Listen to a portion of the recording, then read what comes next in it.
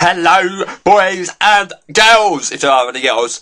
Welcome to Manager 14, Becoming a Legend, the series where I try and make my manager a fucking legend. And at the moment, we're at Swansea City, and look at that. We're on for qualifying for the Champions Bloody League. Swansea City, in my debut season, we've got an average team, severe money problems, and we're in 4th spot with 4 games to go. You are having a bubble. As you can see, I'm a bit excited about this season so far. It's going well, Last time you joined us, if you can remember that far back, was Nottingham Forest. We beat them 1-0. We then went on to play Crystal Palace, and it was another 1-0. It was the third 1-0 on the trot. It was a lovely goal by Callum McManaman. We played well, as you can see, 60% possession away from home is sick. You'd expect that from someone like Barcelona or that.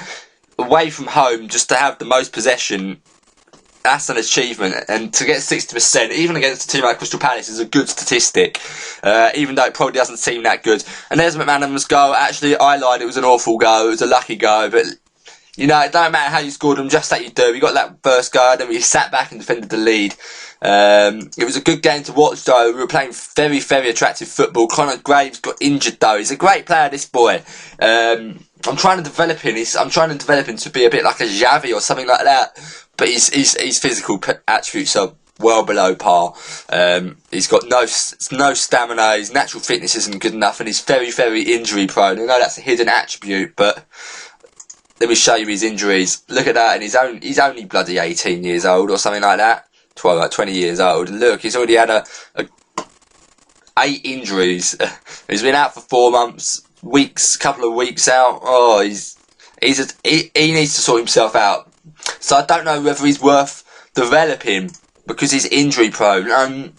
I've never really done that. I've never really shrugged off a player because of injuries. But maybe I should get someone else in, I don't know. It's something I'll have to consider. We then went on to play Chelsea, and my oh my, what a great win this was. Not dominating possession as much as we did against Crystal Palace, but you got to bear in mind this is Chelsea. They're one of the best teams in the league. Look at that team: Bar, Willian, Hazard, Oscar, Lampard, Allen. They've still got a lot of the old boys there, but we won it here. Tactidis won it on the outside of the box. He does that a lot. He wins the ball and just puts it back in the final third of the opposition. And then Gomez there, a great finish in the top right hand corner. His finishing's really low, but he's our top scorer, and his finishing's 10 or something. So he's really shows how finishing really isn't the be all and end all. As long as you've got great composure and great technical attributes, it don't matter. And McManaman got his head on that one to make it 2-0. Great goal there from Callum McManaman. And Jason's still here, working it from the back again. Patient build-up is what we like to do. Martin Flint, our first choice centre-back at 18 years of age. We've got to show you that guy again. Oh, he's a beauty. He's a beauty. And here's Gomez, showing off his 20 dribbling, but getting picked by Wallace. That's not 20 dribbling, mate. Gutierrez picked up in midfield, played in the what's it called? The false 9, the fire. As you can see there, he dropped back so deep. And it really caused trouble for the defence there. The centre-backs didn't know whether to go with him or stay back, and that's how the false 9 role works so well. But it takes a lot of practice using the false 9 role. Not just practice how to learn how to use it, but I mean, you've got to get your team familiar with it, and it takes a long time to get them familiar. But once it does, it's very enjoyable to watch. But this ain't enjoyable to watch. Losing 4-0 to Norwich. I'm not even going to show you the highlights because 2 own goals. Disappointing. Just disappointing. Jake Livermore plays for them, and he's an absolute world-class player. A great player for England at the moment in this save. He's only got 1 cap, but he's a player I've always admired on Football Manager. But losing 4-0 to Norwich is a shame. That's an understatement. It is an absolute fucking piss take. Losing 4-0 to Norwich is shocking, but Norwich are a good team. I've got to hand it to them. They've been doing well in recent seasons. They're 16th this season, so there's no excuse to lose to them, but they have been doing alright. They're working their way up. They're an established Premier League team at the moment. But moving on very, very quickly, don't want to talk about that anymore. We played Man City and Feghouli ran the show here. Feghouli looks absolutely beast. No standout attributes, but very, very consistent attributes, and they're all in the places you want them. Looks like a very nice player. He got 2 goals against us. I had a war of words against Mourinho. He does not like me in this save. We had a lot of harsh things to say about each other. it's a shame. I admire Mourinho, but I'm not going to let him mug me off like that, you know. We managed to beat West Brom, though. We had the possession. They had a lot more shots, but we had much more possession. And we managed to pinch a goal with Gennaro Devaya. It was a little header. It was a sloppy go. After playing tiki-taka football, when you score a cross and a header, it sort of makes you think. But you got to keep going with it. We're going to keep trying the tiki-taka style because it's working so far. And as you can see, Devaya is developing so nicely at 21 years of age. Picked this boy up for £7 million, and he looks like he's going to be worth £30 million, £40 million in just 2 or 3 seasons. Absolute beast. 14 goals in his first season is not too bad, considering that the front three have scored plenty of goals. It's been spread out across the front three we've been playing, so 14 goals for a 21-year-old is very, very nice.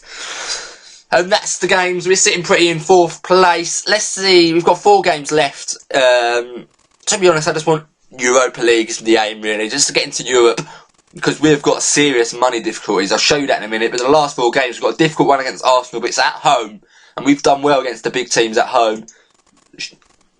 Chelsea are the prime example there. So hopefully you can get a result of them. And then the last 3 games are games we should be winning. You know, if they've got a real badge, the games they are teams you should be beating. But I can't take that for granted because Leicester have got so much money and they've just become such a good team. They've got this guy here, Pozuelo.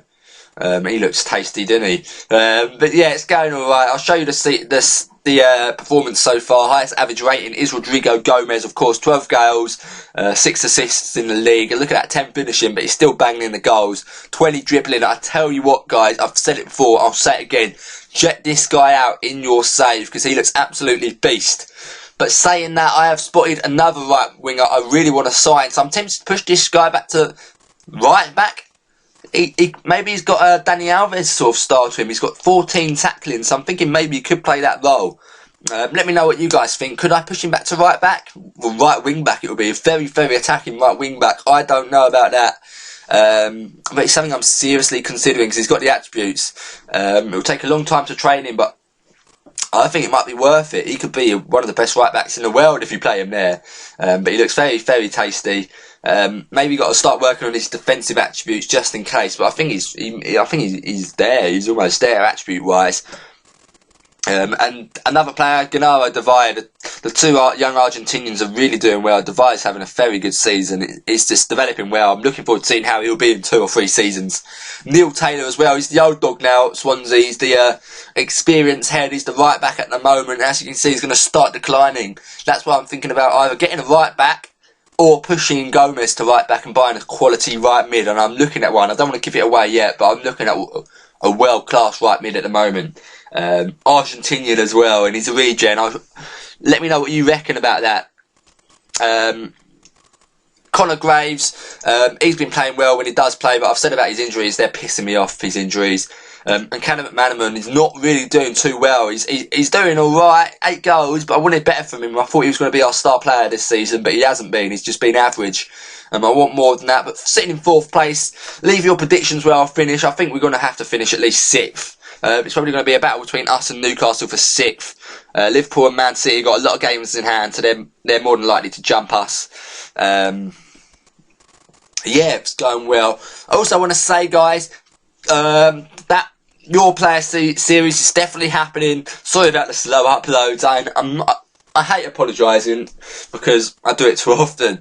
But yeah, I'm just inconsistent. I'm going to try and work on that. I've had I'm not going to bore you with the details, but yeah, I'm inconsistent. But yeah, I want to quickly show you the finances as well because we are fucked. We are seriously in trouble. So I'm not going to have much money next summer. So maybe Swansea's not going to be that long term. I don't know. I'm hoping for a takeover. I don't know, but finances really are the issue at the moment. Let me know if you've got any advice how to get out of sticky financial situations on Football Manager. That's it for this episode. Last episode of this season will be coming up shortly. And then we'll be in the summer and we've got a lot of work to do, especially with a lack of money. That's it for this episode, guys. I'll see you next time. Bye bye.